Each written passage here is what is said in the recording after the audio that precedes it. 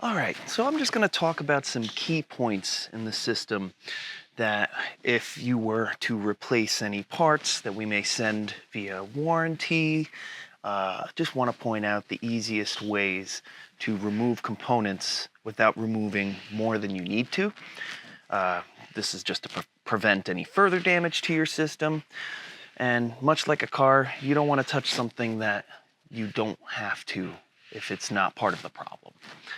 So, much like our standard Max systems, the RO housings are attached by these two brackets. They are attached to the brackets, and the brackets are attached to the frame. If for some reason we have to send you a new frame that you want to transfer your components to, luckily the RO housings can be removed by the two bolts that attach the entire bracket assembly to the frame. They're in the center here, and they will require a size 11 millimeter wrench and socket for both the head and the nut. Same can be said for our DI and pre-filter assembly.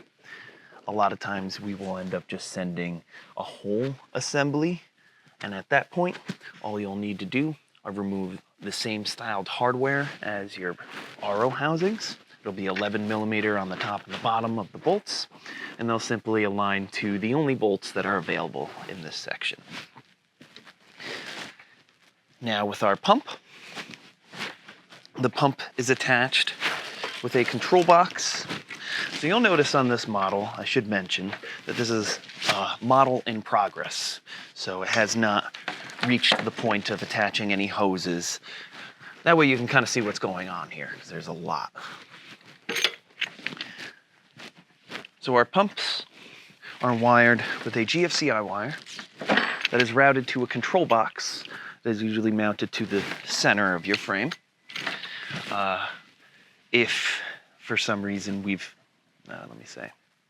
if you have received a new GFCI wire and want to install yourself,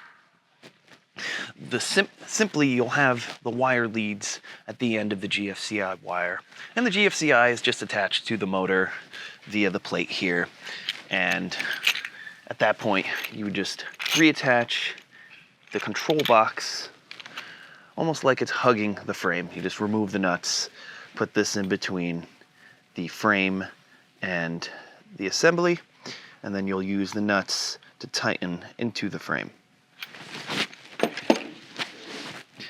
And that's pretty simple and straightforward. These systems are built on a heavy-duty frame, different than the frames that we use on our standard systems.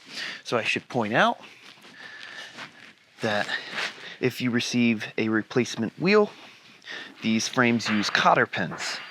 It's super simple to remove. It's as simple as taking a pair of pliers and just bending the cotter pin straight so you can remove it, and simply swap out your wheel, pop a new one, and you can reuse the cotter pin to hold it in place. So now we're going to talk about the initial setup and getting started with your Max Power system.